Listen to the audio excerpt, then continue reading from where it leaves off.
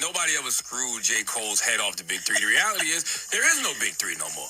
Because when the Big Three was supposed to engage, only two of them decided to engage. J. Cole engaged, and then he backed away. And so it was two.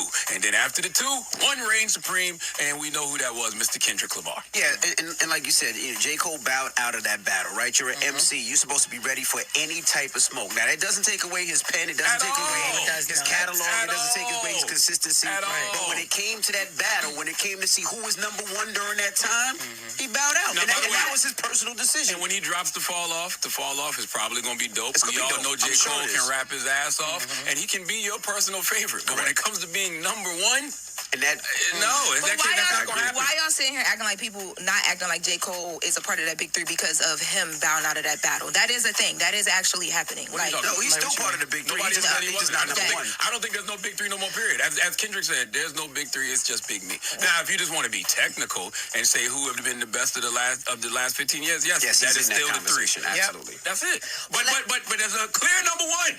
And his name is Kendrick Lamar. And I still got Drake at 2. And then Cole would be 3. But that also would...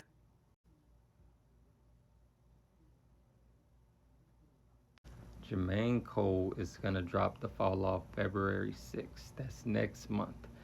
There's a lot of people saying this and that about it, but I'm going to play devil's advocate.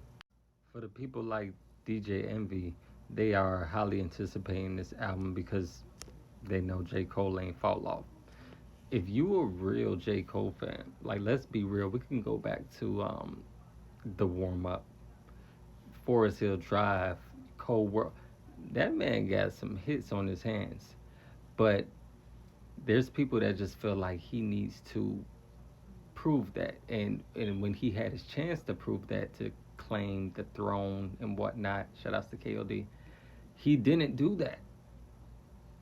Despite knowing what he could do with the pen, his wordplay, what he represents, and what he brings to the table, people wanted to see him prove that. That's why you got Charlemagne speaking for those opposing sides, saying, you jumped in the battle, you threw a punch at Kendrick, but you jumped out. How'd that work? And this is why we have these type of conversations, because it's hip-hop, which has many forms. You could do the battle rap, you can do melodic rap, drill, whatever you want to call it. We just wanted to see a battle. To be honest, I really don't care, because I was a little disappointed, but I'm not toxic, so I didn't want to see anything crazy happen. Cole was cool with both of them. So what's y'all thoughts on this?